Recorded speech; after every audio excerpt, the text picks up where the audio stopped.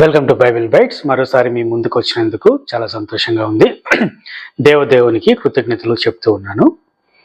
క్రైస్తవులపైన, క్రైస్తవ సువార్థికులపైన, సేవకులపైన ఎక్కడ పడితే అక్కడ దాడులు, హింస, బూతులు తిట్టడము, కొట్టడము జరుగుతుంది. సోషల్ మీడియాలో అయితే ఇంకా దారుణంగా తిడుతూ ఉన్నారు. యేసుక్రీస్తును, మరియమ్మ తల్లిని, బైబిల్ను ఇష్టం వచ్చినట్లు వాళ్ళకుండే మిడిమిడి జ్ఞానంతో, అజ్ఞానంతో, మూర్ఖత్వంతో, ఉన్మాదంతో దూషిస్తూ, తిడుతూ, కొడుతూ, చంపుతూ ఉన్నారు.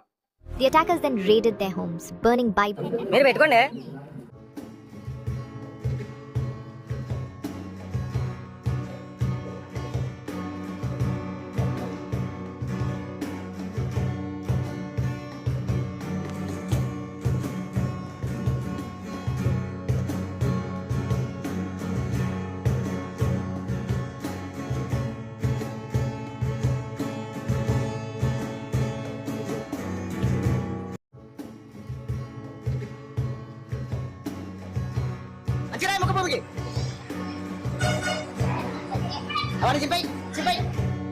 At a church service in Western India, Christians have been attacked with iron rods, resulting in serious injuries.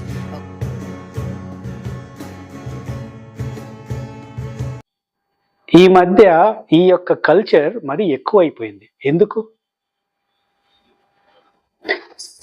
ఒకటి గమనించండి, క్రైస్తవ్యము నిలబడిందే హతసాక్షుల పునాదుల పైన. క్రైస్తవమే వెలుగొందుతుంది, క్రైస్తవము అంతకంతకు విస్తరించిందే హతసాక్షుల త్యాగాల పైన, వారి రక్తాలపైనే సంఘం యొక్క పునాది వేయబడింది. స్టెఫన్ను చంపారు, పౌలును చంపారు, పేతురును చంపారు, యాకోబును చంపారు, ఇలా అపోస్తులందరినీ చంపారు.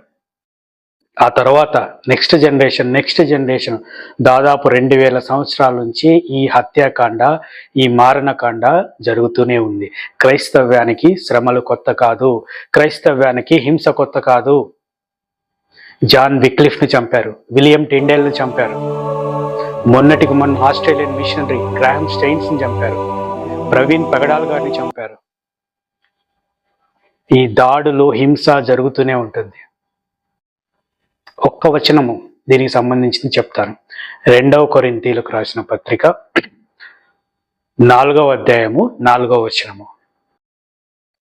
దేవుని స్వరూపి అయిన క్రీస్తు మహిమను కనబరచు సువార్త ప్రకాశము వారికి ప్రకాశింపకుండునట్లు ఈ యుగ సంబంధమైన దేవత అవిశ్వాసులైన మనోనేత్రములకు గ్రుడ్డితనము కలుగ చేసెను.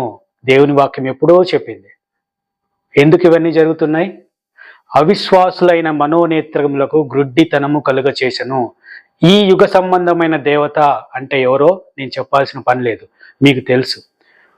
వారి మనోనేత్రములకు గుడ్డితనం అంటే ఏది సత్యము, ఏది అసత్యము అని తెలుసుకోలేని గుడ్డితనంలో ఉన్మాదులు దాడులు చేస్తూ ఉన్నారు, కొడుతూ ఉన్నారు, చంపుతూ ఉన్నారు. ఈ సమయంలో మనం చేయాల్సింది 2 విషయాలు. ఒకటి, దేవుని దగ్గర ప్రార్థించాలి. మన మొరలు, మన విజ్ఞాపనలు ఆయనకే చెప్పాలి. 2వ విషయం, చట్టం మనకిచ్చిన హక్కులను ఉపయోగించుకోవాలి. చట్టం మనకి ఏమేమి హక్కులు ఇచ్చిందో ఉపయోగించుకోవాలి. ఎవరన్నా క్వశ్చన్ చేస్తే తిరిగి ప్రశ్నించాలి. తిరిగి దాడులు చేయమని నేను చెప్పట్లేదు, బూతులు తిట్టమని చెప్పట్లేదు, కొట్టమని చెప్పట్లేదు. కానీ మనకు రాజ్యాంగం ఇచ్చిన హక్కులు ఉపయోగించుకోవాలి, చట్టాలు ఉపయోగించుకోవాలి, చట్టపరంగానే మనము ఉండాలి అని చెప్తున్నాను. ఈ 2 అంశాలు మనము పాటించాలి. ఇంకొకటి, మత్తయి సువార్త 5వ అధ్యాయంలో కూడా చెప్పాడు యేసుక్రీస్తు ప్రభువారు, నా నిమిత్తము జనులు మిమ్ములను నిందించి, హింసించి, మీ మీద అబద్ధముగా చెడ్డ మాటలెల్లా పలుకున్నప్పుడు మీరు ధన్యులు, సంతోషించి ఆనందించుడి, పరలోకమందు మీ ఫలం అధికమగును. వారు మీ పితరులకు కూడా ఇలాగునే చేసి ఉన్నారు. ఈ సో కాల్డ్ దేశభక్తులు, ఈ సో కాల్డ్ ధర్మాన్ని రక్షించే వాళ్ళు రేపులు చేసే వాళ్ళ దగ్గర పైన, మర్డర్ చేసే వాళ్ళపైన, తాగుబోతుల పైన, స్కాములు చేసేవారిపైన, లంచగొండుల పైన, వీరిపైన పోరాడరు. కోట్లు దోచుకొండే వారిపైన పోరాడరు. సో వీరికి సాఫ్ట్గా కనపడేది, వీరికి ఈజీగా కనపడేది క్రైస్తవులు.